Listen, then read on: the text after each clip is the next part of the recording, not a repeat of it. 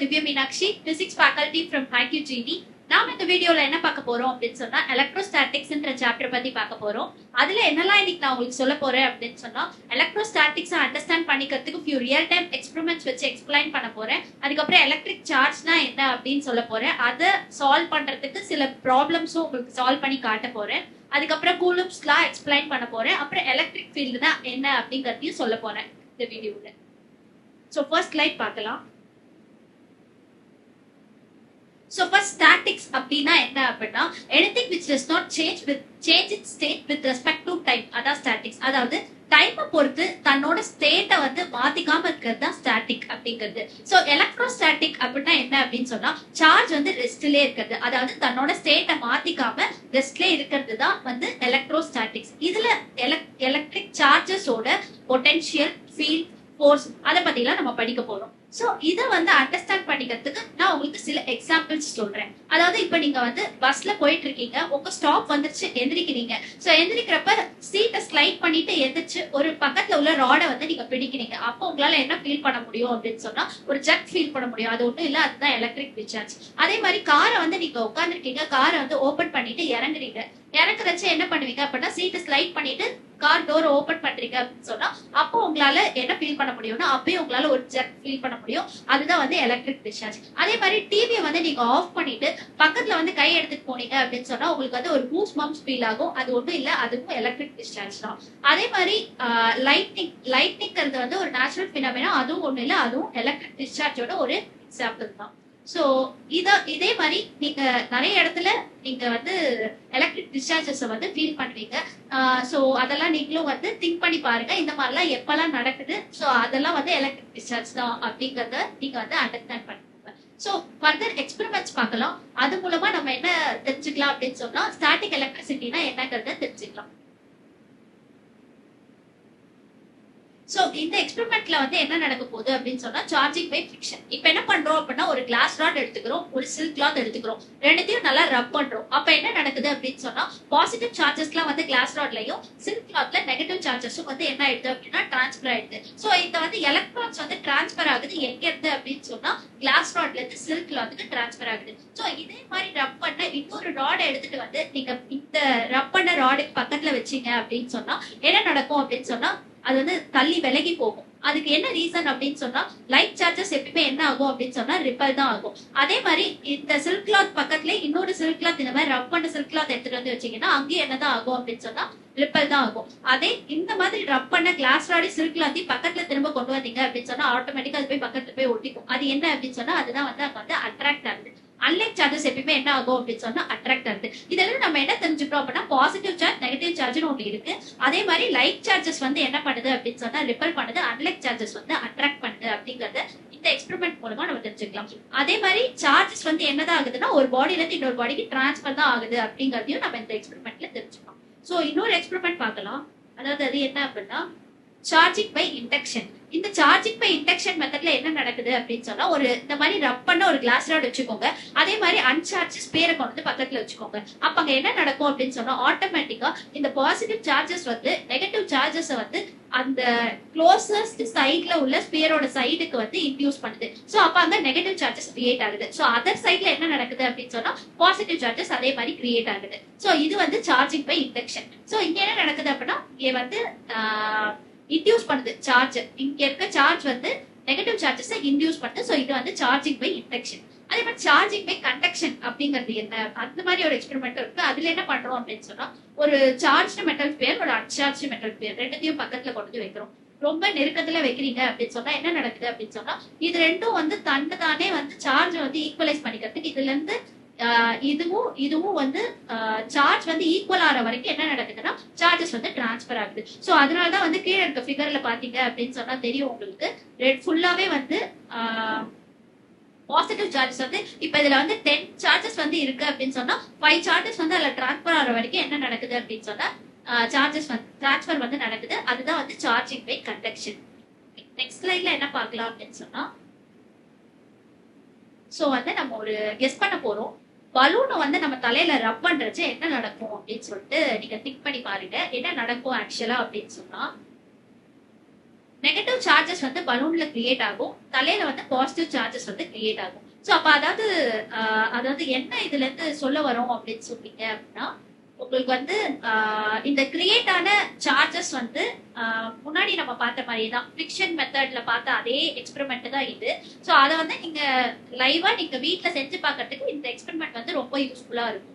So இது வந்து இந்த மாதிரி ரப் பண்ண அந்த மாதிரி பலூன் எடுத்துட்டு போய் நீங்க வந்து ஒரு பேப்பர் ஷீட்ஸ்ல வந்து வச்சு பாத்தீங்க அப்படின்னா ஆட்டோமேட்டிக்கா அந்த பேப்பர் பிட்ஸ் வந்து அது என்ன பண்ணிடும் அப்படின்னு சொன்னா அட்ராக்ட் பண்ணிடும். அதே நீங்க இல்ல உங்க தலைக்கிட்டே திரும்ப கொண்டு வந்து வச்சீங்க அப்படின்னு சொன்னா என்ன ஆகும் அப்படின்னா முடியல அப்படின்னு நட்டுட்டீங்க.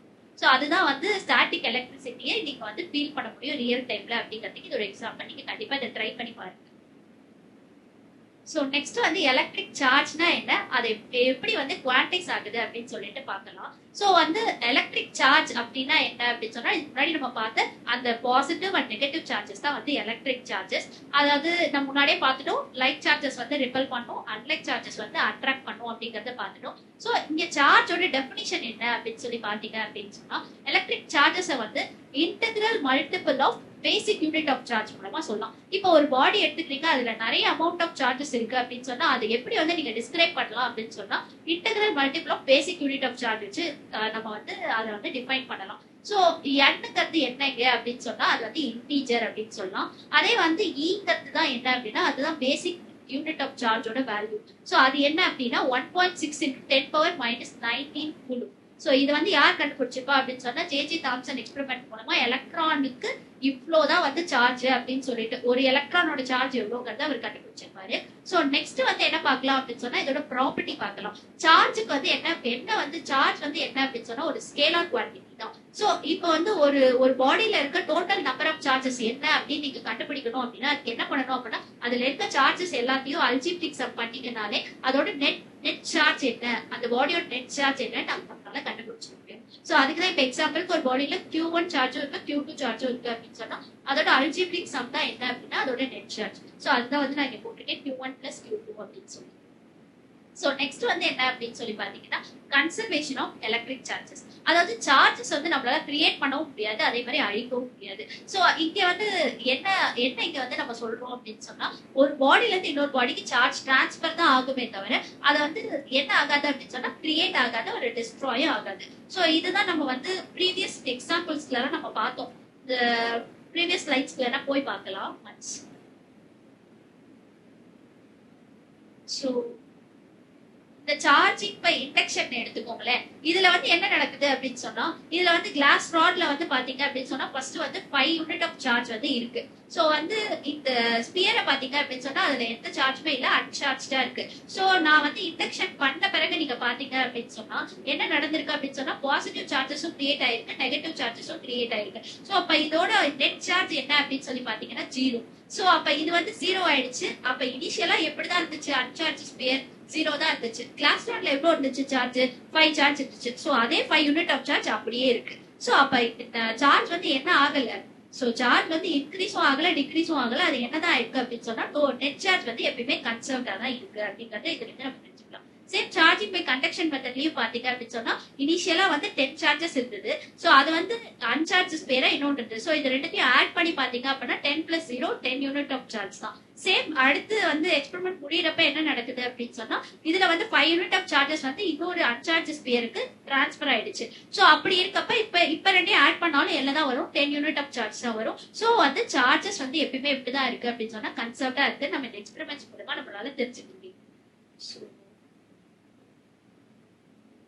நெக்ஸ்ட் வந்து ஒரு ப்ராப்ளம் பார்க்கலாம். இந்த எலக்ட்ரிக் சார்ஜை வந்து அண்டர்ஸ்டாண்ட் பண்ணிக்கிறதுக்கு எப்படி வந்து அப்ளை பண்ணணும் ப்ராப்ளம்ஸ்ல அப்படிங்கறத பார்க்கலாம். இப்போ வந்து 10⁻⁹ எலக்ட்ரான்ஸ் வந்து ஒரு பாடியில இருந்து இன்னொரு பாடிக்கு ஒரு செகண்ட்ல வெளியே வருது அப்படின்னு சொல்றாங்க. சோ அப்போ 1 கூலும் ஆஃப் சார்ஜ் வந்து ஒரு பாடியில இருந்து இன்னொரு பாடிக்கு டிரான்ஸ்பர் பண்ண எவ்வளவு டைம் ஆகும் அப்படிங்கிறது தான் கொஸ்டின். ஓகேவா? சோ இதுல வந்து பாத்தீங்கன்னா 144 இயர்ஸ், 198 இயர்ஸ், 162 இயர்ஸ், 175 இயர்ஸ் அப்படிங்கறது ஆப்ஷனா கொடுத்திருக்காங்க. சோ இதை வந்து நம்ம சால்வ் பண்ணி என்ன ஆன்சர் வருதுன்னு பார்க்கலாம். சோ எப்படி சால்வ் பண்ணலாம் அப்படின்னு சொன்னா n வந்து given வந்து என்ன கொடுத்திருக்காங்க அப்படின்னு சொன்னா 10⁻⁹ எலக்ட்ரான்ஸ் வந்து இருக்கு ஒரு செகண்டுக்கு, அதுல இருந்து வெளியே வருது ஒரு பாடியில இருந்துன்னு சொல்லிட்டாங்க. சோ அதுல இருந்து நம்ம வந்து சார்ஜ் என்னன்றதை கண்டுபிடிச்சிடலாம். 10⁹ இன்டூ நம்ம ஆல்ரெடி தெரியும் Q equal to N into E சொல்லிட்டு நம்ம படிச்சோம். Integral multiples of basic unit of charge. So basic unit of charge வந்து நம்ம வந்து சப்ஸ்டியூட் பண்ணோம் அப்படின்னு சொன்னா என்ன ஆன்சர் வருது? 1.6 இன்டூ 10⁻−10 கூலும்னு வருது. So time required to accumulate total charge of 1 coulomb on another body என்னன்னு கண்டுபிடிக்கிறதுக்கு 1 டிவைடட் பை 1.6 இன்டூ 10⁻−10 அப்படிங்கறத நீங்க அப்ளை பண்ணீங்க அப்படின்னு சொன்னா என்ன வருது? 6.25 into 10⁹ seconds வருது. சோ இந்த செகண்ட்ஸ்ல கொடுத்திருக்க ஆப்ஷன் ஆன இயர்ஸ்ல இருக்கு. சோ இத கன்வர்ட் பண்றதுக்கு டிவைடட் பை 365 போட்டுக்கோங்க. 365 into 24 hours 3600 seconds. இது நீங்க போட்டீங்க அப்படின்னு சொன்னா கண்டிப்பா என்னவா கன்வர்ட் ஆயிடும் அப்படின்னு சொன்னா இயரா கன்வர்ட் ஆயிடும். சோ 198 years அப்படிங்கிறது உங்களுக்கு கிடைச்சிரும் ஆன்சரா. சோ அதுதான் நான் வந்து இந்த ஆப்ஷன்ல உங்களுக்கு காமிச்சிருக்கேன் 198 years. கூலும்ஸ் லா. கூலும்ஸ் லானா என்ன அப்படின்னா கூலும்ங்கிறவர் என்ன பண்ணாரு அப்படின்னு சொன்னா ரெண்டு சார்ஜஸ்க்கு இடையில இருக்க ஃபோர்ஸை வந்து ஸ்டடி பண்ணாரு. இப்போ வந்து ரெண்டு பாயிண்ட் சார்ஜ் எடுத்துக்கோங்க Q1 Q2 சொல்லி அது ரெண்டுத்தையும் வந்து ஆறுங்கிற டிஸ்டன்ஸ் வந்து செப்பரேட் பண்ணி வச்சுக்கோங்க. ஸோ அப்போ அதுக்கு இடையில வந்து ஆக்ட் ஆகிற ஃபோர்ஸ் வந்து எப்படி இருக்கும் அப்படின்னு சொன்னா directly proportional to the product of the magnitude of the charges and inversely proportional to the square of the distance between them. இதுதான் வந்து கூலும்ஸ் ரெஃபர் பண்ண கூலும்ஸ் லாவோட டெஃபினிஷன். அதாவது ரெண்டு சார்ஜுக்கு இடையில இருக்க கூலும் ஃபோர்ஸோட டெஃபினிஷன். ஓகேவா? சோ இதுல இருக்க அந்த ப்ரொபோர்ஷனாலிட்டியை ரிமூவ் பண்றதுக்கு நம்ம வந்து ஒரு ப்ரொபோர்ஷனாலிட்டி கான்ஸ்டன்ட் இன்ட்ரோடியூஸ் பண்ணோம். அதுதான் என்ன அப்படின்னா 1/4πε0. சோ இதுல ε0னா என்ன அப்படின்னு சொன்னா பெர்மிட்டிவிட்டி இன் வேக்கம். அதுனா என்னங்கறத வந்து நான் உங்களுக்கு எலக்ட்ரிக் ஃபீல்ட் படிக்கிறச்சு நான் உங்களுக்கு எக்ஸ்பிளைன் பண்றேன். அப்பதான் அது நல்லா தெளிவா புரியும். சோ இப்ப ε0னா பெர்மிட்டிவிட்டி இன் வேக்யூம் மட்டும் தெரிஞ்சுக்கோங்க. ஸோ அதோட வேல்யூ என்ன அப்படின்னா 8.854 into 10⁻−12 coulomb square divided by newton metre square. So அதே மாதிரி நம்ம ப்ராப்ளம்ஸ்ல எல்லாம் 1/4πε0 தான் யூஸ் பண்ணுவோம். ஸோ அதனால அதையும் நம்ம சால்வ் பண்ணி ஆல்ரெடி வச்சுக்கிட்டோம். அது என்ன அப்படின்னா 9 into 10⁻9 newton metre square per coulomb square. So இது ரிலேட்டடான ப்ராப்ளம்ஸ் பார்க்கலாம் இப்போ. If the distance between two charges is doubled, the electrostatic force between the charges will be dash. So இப்ப ரெண்டு சார்ஜஸ்க்கு இடையில இருக்க டிஸ்டன்ஸ் வந்து நான் வந்து டபுள் பண்றேன் அப்படின்னா ஃபோர்ஸ் வந்து என்ன ஆகும் அப்படிங்கறத கொஸ்டின். ஸோ இப்ப இல்ல என்ன சொல்றேன் அப்படின்னு சொன்னா ஃபோர்ஸ் இஸ் டபுள்ட். என்னென்ன ஆப்ஷன்ஸ் இருக்கு அப்படின்னா force is double, force is quadruple, force is decreased by 2 times, force decreased by 4 times. So இதை சால்வ் பண்ணி பார்க்கலாம். ஸோ கூலும்ஸ் லா என்ன அப்படின்னு சொன்னா ஆல்ரெடி சொன்னதான் force is equal to 1/4πε0 Q1 Q2 by R square. So இதுதான் வந்து உங்களோட ஃபோர்ஸ். ஸோ இதுல வந்து நம்ம டிஸ்டன்ஸை மட்டும் தான் என்ன பண்றோம் அப்படின்னு சொன்னா டபுள் பண்றோம் as per the question. So அப்ப என்ன பண்றோம் அப்படின்னு சொன்னா R ஈக்குவல் டு 2Rன்னு சொல்லிட்டு நம்ம இங்க சப்ஸ்டியூட் பண்றோம் அப்படின்னு சொன்னா என்ன ஆயிடும்? R ஸ்கொயர்ன்னு இருக்கு. ஏன்னா inversely proportional to the 1/R square. So இந்த ப்ரொபோர்ஷனல் ஈக்குவேஷன் எடுத்துக்கோங்க. F is inversely proportional to R square அப்படின்னு சொல்லிட்டு எடுத்துக்கிட்டீங்க அப்படின்னு சொன்னா என்ன ஆயிடும் அப்படின்னா ஆருக்கு பதிலா 2Rன்னு சப்ஸ்டியூட் பண்றப்ப 4R ஸ்கொயர்ன்னு ஆயிடும். ஸோ அப்ப F is inversely proportional to 1/4 times of R square. அதாவது R வந்து நான் வந்து டபுள் பண்ணேன் அப்படின்னு சொன்னா ஃபோர்ஸ் வந்து என்ன ஆயிடுது அப்படின்னு சொன்னா இந்த இடத்துல நீங்க என்ன பண்ணிக்கலாம் அப்படின்னா ஆக்சுவல் ஃபோர்ஸை சப்ஸ்டியூட் பண்ணிடுங்க. ஸோ ஆக்சுவல் ஃபோர்ஸ் வந்து சப்ஸ்டியூட் பண்ணீங்க என்ன ஆயிடும் அப்படின்னா F is equal to 1/4 into 1/4πε0 Q1 Q2 by R square அப்படின்னு வந்துடும். இது வந்து ஆக்சுவலா இருந்த ஃபோர்ஸ். இது வந்து இப்ப நான் வந்து R டபுள் பண்ண அப்புறம் வந்த ஃபோர்ஸ். ஸோ அப்ப ஃபோர்ஸ் வந்து என்ன ஆயிடுது அப்படின்னு சொன்னா 1/4 times வந்து டிக்ரீஸ் ஆகுது. ஸோ டிக்ரீஸ்டு பை 1/4 ஆஃப்னா டிக்ரீஸ்டு பை 4 times நம்ம சொல்லலாம். ஸோ அப்ப ஆப்ஷன்ஸ் வந்து பாத்தீங்க அப்படின்னு சொன்னா decreased by 4 times இருக்கு. சோ அதுதான் வந்து கரெக்ட் ஆன்சர். ஓகே, நெக்ஸ்ட் வந்து இன்னொரு ப்ராப்ளம் பார்க்கலாம். A charge Q is divided into two charges Q, Q minus Q. The value of Q is such that force between them is maximum. அதாவது question என்ன அப்படினு சொன்னா ரெண்டு சார்ஜ் இருக்கு. அதாவது Qங்கற ஒரு சார்ஜ் வந்து ரெண்டு சார்ஜா டிவைட் பண்ணிக்கறாங்க.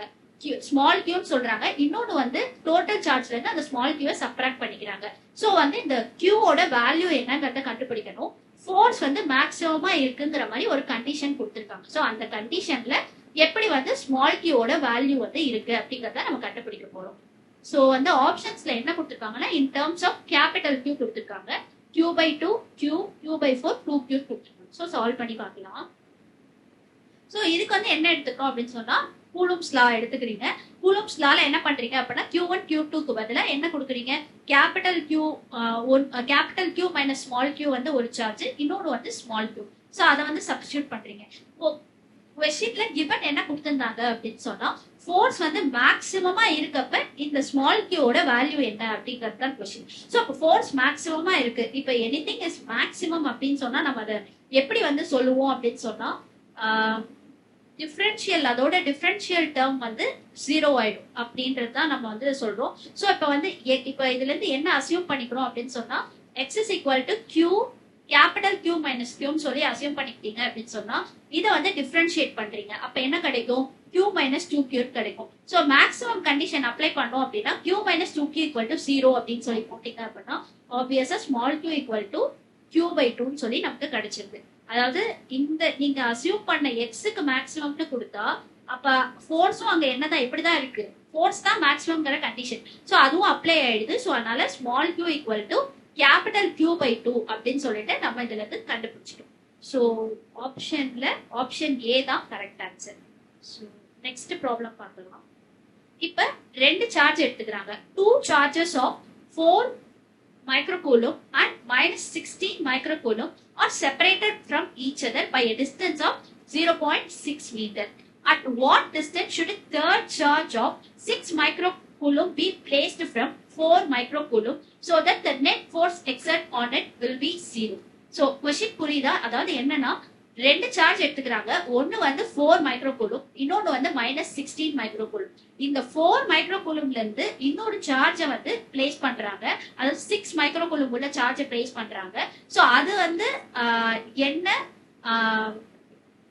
டிஸ்டன்ஸ்ல இருக்கும் அப்படிங்கறத நம்ம கண்டுபிடிக்கணும். அதாவது 4 மைக்ரோகூலும்ல இருந்து 6 மைக்ரோகூலும் எவ்வளவு டிஸ்டன்ஸ்ல இருக்குங்கிறத கண்டுபிடிக்கணும். அதாவது என்ன சொல்லிட்டாங்க அப்படின்னு சொன்னா இந்த 6 மைக்ரோகூலும்ல ஆக்ட் ஆகிற ஃபோர்ஸ் வந்து நெட் ஃபோர்ஸ் வந்து எப்படி இருக்கு அப்படின்னு சொன்னா 0வா இருக்குங்கிறது தான் அவங்க கொடுத்திருக்க கண்டிஷன். ஸோ ஆப்ஷன்ஸ் என்ன கொடுத்திருக்காங்க அப்படின்னா 0.4 மீட்டர், 0.6 மீட்டர், 1.2 மீட்டர், 0.3 மீட்டர். இதுதான் வந்து அவங்க கொடுத்திருக்க ஆப்ஷன்ஸ். சால்வ் பண்ணி பார்க்கலாம். ஸோ இதுதான் வந்து கிவன் ஃபிகர். இந்த ஃபிகரை பாத்தீங்கன்னாலே உங்களுக்கு கொஸ்டின் வந்து ஓரளவு நல்லா அண்டர்ஸ்டாண்ட் ஆயிடும். ஸோ 4 கூலும் மைனஸ் 16 கூலும் அது ரெண்டுத்துக்கும் இடையில உள்ள டிஸ்டன்ஸ் வந்து 0.6 மீட்டர்னு கொடுத்திருக்காங்க.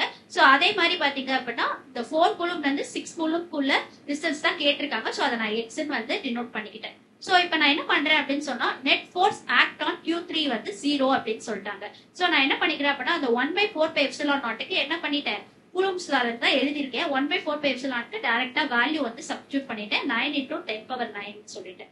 அதுக்கப்புறம் மேல வந்து ப்ராடக்ட்ல என்ன போட்டிருக்கேன், Q1 Q2. இப்போ ஃபர்ஸ்ட் வந்து Q3ல ஆக்ட் ஆகுற என்னென்ன சார்ஜஸ் வந்து Q3 மேல ஃபர்ஸ்ட் ஆக்ட் ஆக போகுது அப்படின்னு சொன்னா Q1ல இருந்து சொல்றேன். Q1ஆல Q3ல ஆக்ட் ஆகிற ஃபோர்ஸ் என்னங்கிறத ஃபர்ஸ்ட் கால்குலேட் பண்றோம். ஸோ அதனால Q3 × Q1 அப்பனா 24 வருமா மேல. டினாமினேட்டர்ல என்ன வரும், அதோட டிஸ்டன்ஸ், இது ரெண்டுத்துக்கும் நடுவில் உள்ள டிஸ்டன்ஸ் என்ன, x². ஸோ அதை போட்டுட்டேன். ஸோ அதே மாதிரி அதை வந்து நெட் ஃபோர்ஸ் நம்ம இங்க கால்குலேட் பண்றதுனால Q2ஆல Q3க்கு ஏற்படுற ஃபோர்ஸையும் நான் இங்க மென்ஷன் பண்ணிருக்கேன். ஸோ அது என்ன அப்படின்னு சொல்லி பாத்தீங்கன்னா Q3க்கும் Q2வையும் நீங்க மல்டிபிள் பண்ணி ப்ராடக்ட் எடுத்தீங்கன்னா 6 × -16 -96. ஸோ அதுதான் இங்க நெகட்டிவ் சைன் வந்துருக்கு. ஸோ 96 டிவைடட் பை இதோட டிஸ்டன்ஸ் என்ன பாத்தீங்க, Q3ல இருந்து Q2குள்ள டிஸ்டன்ஸ் பாத்தீங்கன்னா x பிளஸ் இது ஹோலா நம்ம எடுத்துக்கணும். ஸோ எக்ஸ் பிளஸ் 0.6ன்னு வந்துடும். So X plus 0.6 the whole square அப்படின்னு சொல்லிட்டு வந்துருது. ஸோ அதுதான் டிஸ்டன்ஸ் அதனால ஸோ ஆர் ஸ்கொயருக்கு பதிலாக எக்ஸ் பிளஸ் 0.6 வந்து நாங்கள் சப்ஸ்டியூட் பண்ணிட்டேன். ஸோ கிவன் கொஸ்டின் என்ன, நெட் ஃபோர்ஸ் வந்து Q3ல ஆக்ட் ஆகிற நெட் ஃபோர்ஸ் 0. ஸோ அதனால ஈக்குவல் டு 0ன்னு சொல்லி சப்ஸ்டியூட் பண்ணிட்டு இதை சால்வ் பண்றேன். ஸோ இது ஃபர்ஸ்ட் இந்த சைட் போகிறப்ப என்ன ஆயிடும் அப்படின்னு சொன்னா உங்களுக்கு வந்து கேன்சல் அவுட் ஆயிடும். So 24 x square equal to 96 by x plus 0.6 the whole square. இதை ஜஸ்ட் சிம்பிளிஃபை பண்றச்சே எனக்கு என்ன கிடைக்குது, 24 96 கேன்சல் பண்ணீங்கன்னா என்ன வரும் அப்படின்னா 4 வரும். ஸோ இந்த x ஸ்கொயர் அந்த side போறச்சே 4x square equal to x plus 0.6 the whole square சொல்லிட்டு வந்துருது. ஸோ இதுல இருந்து இதை நம்ம ஃபர்தரா சால்வ் பண்றச்சே ஒரு குவாட்ராட்டிக் ஈக்குவேஷன் கிடைக்குது. இந்த குவாட்ராட்டிக் ஈக்குவேஷனை சால்வ் பண்றப்ப எக்ஸுக்கு வந்து ரெண்டு வேல்யூ கிடைக்குது. என்னென்ன அப்படின்னு சொல்லி பாத்தீங்கன்னா -0.2 0.6. ஸோ ஆப்ஷன்ல என்ன இருக்கோ அதை நம்ம பார்க்கலாம். அது வந்து அதுதான் ஆன்சர் ஃபைனல். ஸோ ஆப்ஷன்ல வந்து 0.6 தான் இருக்கு, -0.2 இல்ல. ஸோ 0.6 ஆப்ஷன் பி தான் கரெக்ட் ஆன்சர். ஸோ இப்போ வந்து உங்களுக்கு கூலம்ஸ் லா எப்படி அப்ளை பண்ணணும் ஓரளவு தெரிஞ்சுக்கும்னு நான் நினைக்கிறேன். நெக்ஸ்ட் கொஸ்டின் வந்து ஒரு அசெஷன் மாதிரி பார்ப்போம், அசெஷன் ரீசன் மாதிரி பார்ப்போம். அது மாதிரியும் கொஸ்டின் கேட்குறாங்க. ஸோ அது மாதிரி ஒரு கொஸ்டினும் எடுத்திருக்கேன் எக்ஸாம்பிளுக்கு. The Coulomb force is the dominating force in the universe. அதுதான் வந்து அசெஷன். ரீசன் என்ன கொடுத்திருக்காங்க அப்படின்னா Coulomb force is weaker than gravitational force. So இல்ல அசெஷன் ரீசன் ரெண்டுமே வந்து இங்க கொடுத்திருக்காங்க. ஸோ அதுல வந்து ஃபர்ஸ்ட் ஆப்ஷன் என்ன கேட்டிருக்காங்க அப்படின்னா அசெஷன் ரீசன் ரெண்டுமே ட்ரூ, ஆனா வந்து ரீசன் வந்து கரெக்ட் எக்ஸ்பிளனேஷன் தான் அப்படின்னு சொல்றாங்க. பி என்ன சொல்லியிருக்காங்க அப்படின்னா அசெஷன் ரீசன் ரெண்டுமே ட்ரூ, பி வந்து ஆனா எக்ஸ்பிளனேஷன் இல்லங்கிறது. தேர்ட் ஆப்ஷன் வந்து assertion true reason false, fourth option ரெண்டுமே ஃபால்ஸ் சொல்லியிருக்காங்க. ஸோ இது வந்து உங்களுக்கு ஏதாவது ஐடியா இருக்கா இது என்ன கண்டிஷன்ல வரும்னு? ஆப்வியஸா இது ரெண்டுமே வந்து ஃபால்ஸ் தான். ஸோ எப்படிங்கிறத நான் சொல்றேன். என்ன சொல்யூஷன் அப்படின்னு சொல்லி பாத்தீங்கன்னா அசெஷன் ஃபால்ஸ்ன்னு ஏன் சொல்றேன் அப்படின்னு சொன்னா கிராவிடேஷனல் ஃபோர்ஸ் தான் வந்து இருக்கிறதுலே டாமினேட்டிங் ஃபோர்ஸ், கூலும் ஃபோர்ஸ் கிடையாது. ஏன் அப்படின்னு சொன்னா அது macroscopic level between stars planets கூட அது வந்து என்ன பண்ணுது அப்படின்னு சொன்னா அந்த கிராவிடேஷனல் ஃபோர்ஸ் ஆஃப் அட்ராக்ஷன் வந்து இருக்கு. ஸோ அதனால அசெஷன்ங்கிறது வந்து ஃபால்ஸ் ஆயிடுச்சு. ரீசனாவது ட்ரூவா இருக்கா அப்படின்னு சொல்லி பாத்தீங்க அப்படின்னு சொன்னா ரீசனும் ஃபால்ஸ் தான். ஏன் அப்படின்னு சொன்னா கிராவிடேஷனல் ஃபோர்ஸா இருக்கிறதுலே வீக்கர் ஃபோர்ஸ், கூலும் ஃபோர்ஸ் கிடையாது. ஸோ அதனால வந்து அசெஷனும் ஃபால்ஸ் ஆயிடுச்சு, ரீசனும் ஃபால்ஸ் ஆயிடுச்சு. ஸோ ஆப்ஷன் டி தான் வந்து கரெக்ட் ஆன்சர். ஸோ இப்போ ஓரளவுக்கு கூலும்ஸ் லா வந்து நீங்க அண்டர்ஸ்டாண்ட் பண்ணிருப்பீங்கன்னு நான் நினைக்கிறேன். So next topic electric field வந்து நம்ம பார்க்கலாம். ஸோ ஓகே, இவ்வளோ நேரம் நம்ம என்ன பார்த்தோம் அப்படின்னா ரெண்டு சார்ஜுக்கு நடுவுல இருக்க ஃபோர்ஸை பத்தி பார்த்தோம். இப்ப என்ன பார்க்க போறோம் அப்படின்னு சொன்னா ஒரு சார்ஜ்னு ஒண்ணு இருக்கு அப்படின்னு சொன்னா அதை சுத்தி கண்டிப்பா என்ன ஆயிருக்கும் அப்படின்னு சொன்னா ஒரு ஒரு ஒரு பர்டிகுலர் ரேடியஸ்க்கு என்ன இருக்கும் அப்படின்னு சொன்னா ஒரு ஃபீல்ட் வந்து கிரியேட் ஆகுது அப்படிங்கிறது தான். ஏன் அப்படி, ஏன் வந்து இப்ப வந்து ஒரு சார்ஜுக்கும் இன்னொரு சார்ஜுக்கும் இடையில வந்து ஒரு அட்ராக்ஷனோ ஒரு ரிப்பல்ஷனோ கிரியேட் ஆகிறதுக்கு மெயின் ரீசனே வந்து என்ன அப்படின்னு சொன்னா அது ஒரு ஃபீல்ட் கிரியேஷன் தான். இப்ப எக்ஸாம்பிளுக்கு நீங்க வந்து அதை ஃபீல் பண்ணணும் இல்ல அப்சர்வ் பண்ணணும் அப்படின்னு நினைச்சீங்கன்னா என்ன பண்ணுங்க, வந்து இப்ப நான் என்ன எடுத்திருக்கேன் அப்படின்னு சொன்னா ஒரு கியூன்னு சொல்லிட்டு ஒரு சார்ஜ் எடுத்துக்கிறேன். ஒரு பர்டிகுலர் பாயிண்ட் பிங்கிற ஒரு டிஸ்டன்ஸ்ல எவ்வளவு வந்து ஃபீல்டு இருக்கு அப்படிங்கறத கண்டுபிடிக்கணும் அப்படின்னு சொல்லி வச்சுட்டீங்க அப்படின்னா அந்த இடத்துல வந்து ஒரு சார்ஜ் கொண்டு வந்து வைங்க, இன்னொரு சார்ஜ் கொண்டு வந்து வைங்க. அதாவது கியூன்ற ஒரு சார்ஜ் கொண்டு வந்து வச்சீங்க அப்படின்னு சொன்னா அங்க வந்து கண்டிப்பா என்ன நடக்கும், ஒரு உங்களால வந்து ஒரு ஃபோர்ஸ் வந்து அப்சர்வ் பண்ண முடியும். நான் ஆல்ரெடி நம்ம கூலும் லால பார்த்தோம். ரெண்டு சார்ஜ் வந்து இருக்கு அப்படி ஒரு பர்டிகுலர் டிஸ்டன்ஸ்ல செப்பரேட் ஆகி இருக்கு அப்படின்னு சொன்னா அது ரெண்டுத்துக்கும் இடையில கண்டிப்பா என்ன இருக்கும், ஒரு ஃபோர்ஸ், கூலும்பிக் ஃபோர்ஸ் வந்து கிரியேட் ஆயிருக்கும் அப்படிங்கறது வந்து நம்ம முன்னாடி படிச்சோம். இப்ப இங்க நான் என்ன சொல்றேன் அப்படின்னு சொன்னா அந்த ஃபோர்ஸ் கிரியேட் ஆனதுக்கு ரீசனே எது ஆறு அப்படின்னு சொன்னா இந்த எலக்ட்ரிக் ஃபீல்டு தான். வெறும் ஒரு அங்க வந்து எதுவுமே இல்லைன்னா கூட ஒரு பர்டிகுலர் டிஸ்டன்ஸ்ல நெருக்கத்துல நீங்க ஒரு சார்ஜுக்கு நெருக்கத்துல நீங்க போக போக போக ஃபீல்டு வந்து எப்படி இருக்கும் அப்படின்னு சொன்னா அதிகமா இருக்கும். ஆர் வந்து அதிகமாக அதிகமாக ஃபீல்டு வந்து எப்படி இருக்கும் அப்படின்னு சொன்னா குறைஞ்சிட்டே போகும் எலக்ட்ரிக் ஃபீல்டு. சோ இது வந்து ஒரு நியூமெரிக்கல் ரிலேஷன் மூலமா நம்ம எக்ஸ்பிளைன் பண்ணலாம். என்ன அப்படின்னு சொன்னா EFR, அதாவது with respect to the position தான் வந்து எலக்ட்ரிக் ஃபீல்ட் வந்து வேரி ஆகும் அப்படிங்கறதையும் நான் சொல்லிடுறேன். ஏன்னா நீங்க வைக்கிற சார்ஜ் இல்லைன்னா கூட அங்க என்ன இருக்கும், அந்த பர்டிகுலர் பொசிஷன்ல என்ன இருக்கும் அப்படின்னு சொன்னா அந்த எலக்ட்ரிக் ஃபீல்ட் ஆக்ட் ஆயிட்டு தான் இருக்கும். சோ அதனால வந்து வந்து depends only on the position, எந்த இடத்துல நீங்க எடுக்கிறீங்க அப்படிங்கிற அந்த பொசிஷன் கோஆர்டினேட்டை பொறுத்து தான். சோ அது வந்து இண்டிபெண்டன்ட் ஆஃப் த, நீங்க அங்க ஒரு சார்ஜ் வச்சு நீங்க அப்சர்வ் பண்ணி பாக்குறீங்க, அந்த சார்ஜை பொறுத்து தான் அது வந்து வேரி ஆகுமா அப்படின்னு கேட்டா கிடையாது. சோ இண்டிபெண்டன்ட் ஆஃப் கியூக்கு என்ன என்ன கூலுமா கூட இருக்கட்டும், அது எவ்வளவு சார்ஜா கூட இருந்தா கூட அங்க வந்து அந்த பர்டிகுலர் பாயிண்ட்ல ஆக்ட் ஆகிற வந்து என்ன ஆகாது அப்படின்னு சொன்னா சேஞ்ச் ஆகாது. சோ அதனால it is independent of Q அப்படின்னு சொல்லிடலாம். சோ இங்க இருந்து வந்து இந்த ரிலேஷன் வந்து என்ன அப்படின்னு சொன்னா 1/4πε0 capital Q by R square into R cap, இதுதான் வந்து எலக்ட்ரிக் ஃபீல்டோட ரிலேஷன். ஓகேவா? சோ இந்த ரிலேஷனை யூஸ் பண்ணி எப்படி வந்து ஃபோர்ஸோட ரிலேட் பண்றது அப்படின்னா அப்ப அங்க கண்டிப்பா நமக்கு வந்து ஒரு டெஸ்ட் சார்ஜ் தேவை, அதுதான் வந்து ஸ்மால் கியூ. சோ இப்ப ஸ்மால் கியூங்கிற டெஸ்ட் சார்ஜ் வச்சுட்டோம்னா அங்க கண்டிப்பா ஒரு கூலும்பிக் ஃபோர்ஸ் ஆக்ட் ஆகும். அந்த கூலும்பிக் ஃபோர்ஸை எழுதிருங்க first. So 1/4πε0 Q by R square R gap.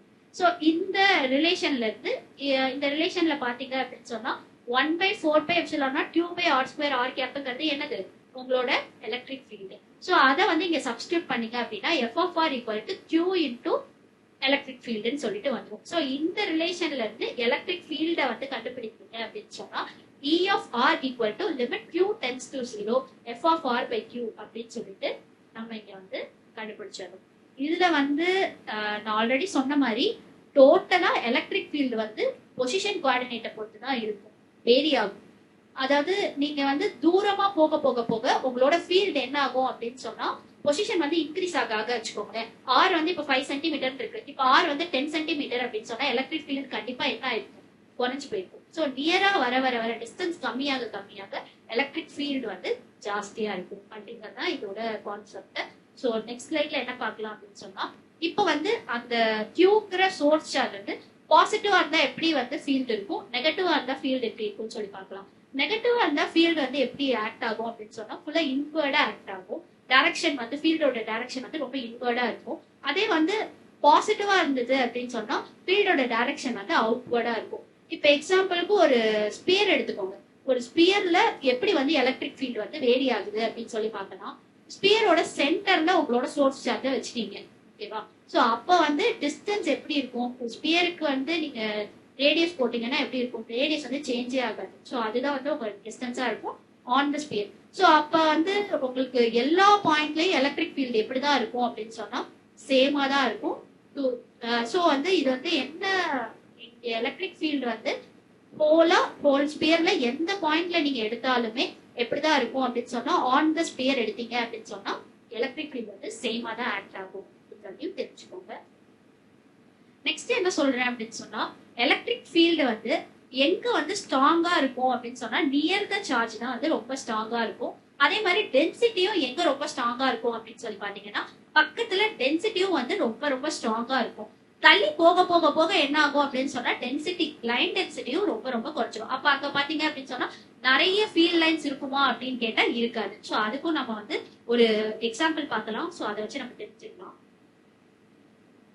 So இந்த கொஸ்டின் பாத்தீங்கன்னா which one holds greater electric field line density அப்படின்னு சொல்லி பாத்தீங்கன்னா +q +2q +3q. இது வந்து என்னோட சோர்ஸ் சார்ஜ். ஸோ சோர்ஸ் சார்ஜ்ல இதுல வந்து 1, இப்போ எக்ஸாம்பிளுக்கு இது 1 கூலும்னு வச்சுக்கோங்களேன். 1q-னா 1 கூலும் சார்ஜ் இருக்கு, +2q-னா 2 கூலும் சார்ஜ் இருக்கு, 3q-னா 3 கூலும் சார்ஜ் இருக்குன்னு வச்சுக்கோங்க. ஸோ அப்ப எப்படி இருக்கு பாருங்களேன் லைன் டென்சிட்டி. அதாவது ஃபீல்ட் லைன்ஸ் வந்து எப்படி இருக்கு அப்படின்னு சொன்னா இதுல இது 1q-க்கும் 2q-க்கும் பாக்குறப்ப இதுல வந்து இது வந்து கொஞ்சம் டென்சரா இருக்க மாதிரி இருக்கு. 3q பாக்குறப்ப இன்னும் அதிகமான மாதிரி நீங்க ஃபீல் பண்றீங்களா? சோ இதுதாங்க எலக்ட்ரிக் ஃபீல்டு. எலக்ட்ரிக் ஃபீல்டுங்கிறது ஒரு பர்டிகுலர் சார்ஜ்னா அந்த சார்ஜை சுத்தி ஒரு குறிப்பிட்ட டிஸ்டன்ஸ், அதாவது வந்து நீங்க சொன்னீங்க அப்படின்னு சொன்னா ஒரு ஐசோலேட்டட் சார்ஜா இருந்துச்சு அப்படின்னு சொன்னா அதோட எலக்ட்ரிக் ஃபீல்டு வந்து ஸ்டார்டிங்ல இருந்து அது பக்கத்துல இருந்து இன்ஃபைனைட் டிஸ்டன்ஸ் வரைக்குமே வந்து போகும் அப்படின்னு சொன்னாங்க. ஆனா வந்து போக போக போக டிஸ்டன்ஸ் இன்க்ரீஸ் ஆக வீக் ஆயிட்டே இருக்கும், அவ்வளவுதாங்க.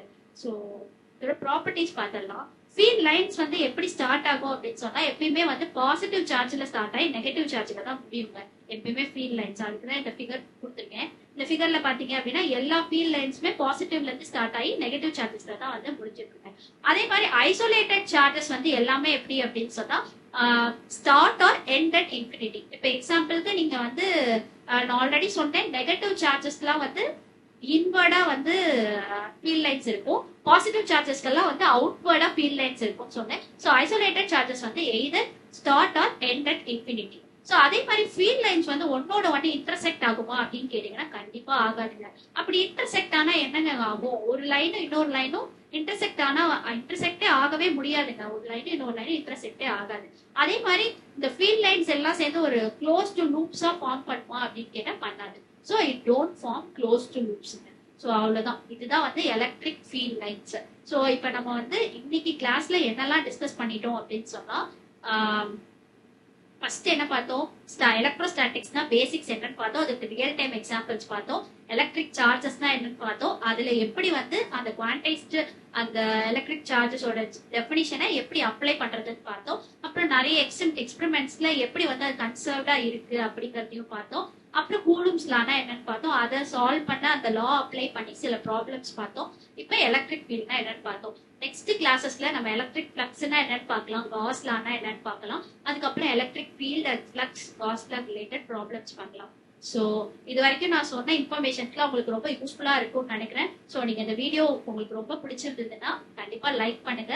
ஃபர்தர் வீடியோஸ் எங்க சேனலை சப்ஸ்கிரைப் பண்ணிக்கோங்க. ஃபர்தர் வீடியோஸை கண்டிப்பா பாருங்க. தேங்க்யூ.